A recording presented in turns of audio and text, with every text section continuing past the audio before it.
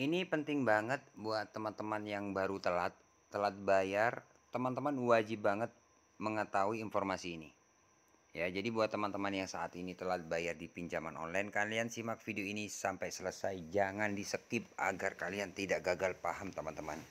Karena informasi ini penting banget ya buat ya kalian yang telat bayar, baru-baru ini telat bayar, kalian wajib tahu. Biar apa ya? Biar kalian nggak terlalu takut ataupun panik seperti itu ya. Karena di video ini saya akan berbagi pengalaman atau berbagi pengalaman tentang resikonya seperti apa sih. Resiko telat bayar di pinjaman online. Pinjaman online seperti apa, Bang? Ya, pinjaman online namanya pinjol ya, pinjaman online kan. Ya, baik itu ilegal maupun legal, teman-teman. Oke, tanpa lama-lama, seperti biasa, sebelum kita lanjut ke pembahasannya, buat teman-teman yang belum subscribe ke channel ini, jangan lupa tekan tombol subscribe-nya. Dan buat teman-teman yang sudah subscribe, saya ucapkan banyak-banyak terima kasih karena telah mendukung channel ini.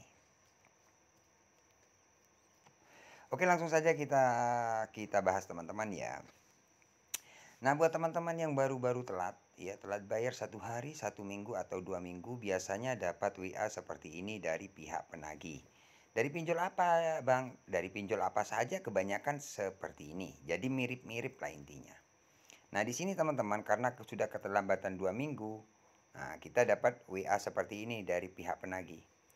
Oke, langsung saja saya bacakan, teman-teman ya. Tim penagihan kami sedang melakukan evaluasi mengenai alamat Bapak atau Ibu cantumkan di aplikasi kami. Wah, jadi memang sih kalau kita pinjam pasti mencantumkan mencantumkan KTP atau apa kayak gitulah intinya. Atau Ibu cantumkan di aplikasi kami. Tolong kerjasamanya dengan saya untuk merespon pesan ini agar bisa membuat kesepakatan bersama agar data Anda bisa kami tahan sementara. Nah, ini teman-teman, kata-kata tahan sementara ini bikin nakut-nakuti orang-orang yang baru telat. Sebenarnya datanya nggak diapa-apain, cuman ya bahasanya kayak gini, kayak semacam data ini mau diapakan ya kan, kayak gitu teman-teman. Kalau teman-teman nggak tahu apa mau diproses kan, seperti itu. Sebenarnya nggak ada masalah, teman-teman. Cuman ini cara penagihan mereka saja. Makanya teman-teman wajib tahu informasi ini. Nah, kemudian teman-teman di sini saya dikirim surat. Nah, seperti ini ya, disuruh download kan. Ini surat kayak apalah namanya itu, pokoknya surat kuasa lah kayak gitulah, teman-teman. Intinya ada surat-surat seperti ini, saya nggak dibuka ya. Nah, ini surat penagihan telah diterbitkan. Kami akan segera proses ke tim lapangan. Ke tim lapangan kami, jika Anda masih tidak kooperatif dengan tagihan sampai jam 4 sore ini, nah kan, kayak modelnya kalau nggak bayar jam 4 sore, nanti tim lapangan mau datang, itu pastilah seperti itu. Nah, buat teman-teman yang dapat WA kayak gini, kalian gak usah panik, gak usah takut. Kenapa, Bang, kok gak usah takut? Iya, karena ini hanya modus nakut-nakuti nasabah yang telat bayar, seperti itu. Ya, intinya gertak kalian lah seperti itu, agar kalian mencari dana talangan atau kalian tutup lubang gali lubang. Nah, seperti itu, atau disuruh perpanjangan nantinya. Biasanya seperti itu alasan DC pinjol ini ngirim WA kayak gini, teman-teman. Oke, kemudian kita lanjut, teman-teman nih. Jika memang berniat gagal bayar, yang Anda harus ingat adalah Anda di sini mencantumkan data-data pribadi valid Anda seperti nik, kontak darurat, tempat kerja, dan tempat usaha, dan lain-lain. Usaha Anda menghindar tidak akan berhasil. Wah, ya kan? Semacam kayak patokan apa kayak gitu loh. Sebenarnya teman-teman, kalau teman-teman dapat WA kayak gini, abaikan aja. Misalkan kalian memang tidak mampu bayar, gak usah takut lah ya. Gak usah takut, pokoknya gak usah takut. Saya bilang gak usah takut ya, gak usah takut. Santai aja. Makanya yang teman-teman yang telat bayar, sering-sering nonton video saya agar kalian tidak gagal paham atau panik ataupun ketakutan. Seperti itu ya. Oke.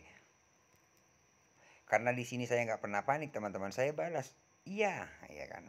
Saya balas iya, masih nggak dibalas. Saya balas oke, masih belum dibalas juga. Akhirnya saya coba telepon, ternyata nggak diangkat, teman-teman. Nah, ini teman-teman, misalkan teman-teman kayak gini ya, dapat WA kayak gini, kemudian kalian blokir lah. Pastinya kalian blokir kan. Ya, ada sebagian teman-teman yang dapat WA kayak gini kemudian diblokir karena takut kan. Nah itu semakin kan tahu DC yang diblokir kan tahu pastinya. Dia pakai nomor lain, semakin nakut-nakuti kalian gitu. Kenapa? Karena dia tahu kalau kalian itu takut. Memblokir itu artinya kalian ketakutan kayak gitu.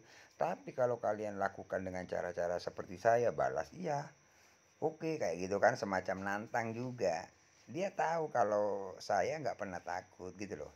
DC pinjol itu mencari orang-orang yang panik dan takut. Ya dengan cara-cara penagihan seperti ini. Kalau kalian takut semakin ditakut-takuti. Itu DC pinjol teman-teman. Memang hutang wajib dibayar gitu loh. Tapi kalau kalian nggak mampu jangan terlalu takut, kan percuma teman-teman. Kalau kalian takut panik bang gini bang, kan percuma. Meskipun takut nggak ada dana, ya kan? Gitu loh. Ya intinya ya kalian kuat mental itu aja sih. Seperti itu teman-teman ya. Jadi seperti itulah informasi yang bisa saya infokan buat teman-teman. Intinya kalau teman-teman dapat WA kayak apapun itu hanya nakut-nakuti atau gertak kalian agar kalian bayar. Ya seperti itu. Di sini saya tidak mengajarkan teman-teman untuk tidak bayar atau gagal bayar. Tidak. Masalah gagal bayar tergantung kalian.